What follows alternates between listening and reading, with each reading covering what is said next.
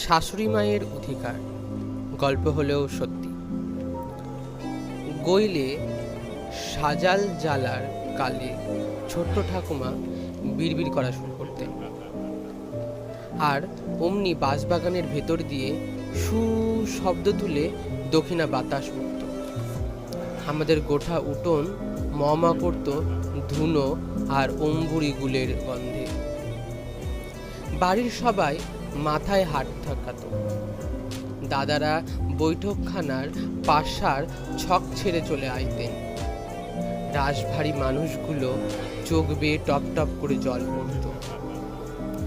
দাদার মা অর্থাৎ আমাদের প্রপিতামহী কুমুদা সুন্দরী দেবী ছোট ঠাউদার জন্ম দিতে গিয়ে মারা যান। দিনটা ছিল দুর্ভিক্ষের সনের ৩রা বৈশাখ। যারে 10 মাস 10 দিন বয়ে বেড়ালেন তাকে না দেখেই চলে যেতে হলো। তারপর থেকেই শুরু হলো তার আনাগোনা। ছোট দাদা দোলনায় কাঁদছেন, রান্নাঘরে সবার হাত জোড়া, ছুটে এসে কে যে ধরবেন তার জো নেই। আচমকায় দেখা যেত শিশু চুপ হয়ে গেছে আর আওয়াজ তুলছে। দুধের গোদল ফাঁকা, দাদারও পেট ভর্তি, সারা উঠোনময় মমা করছে অম্বুরি গুলের গন্ধ।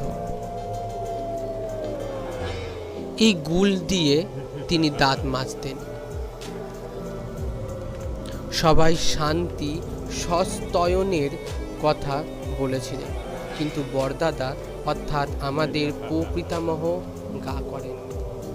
স্ত্রীকে ভীষণ ভালোবাসতেন।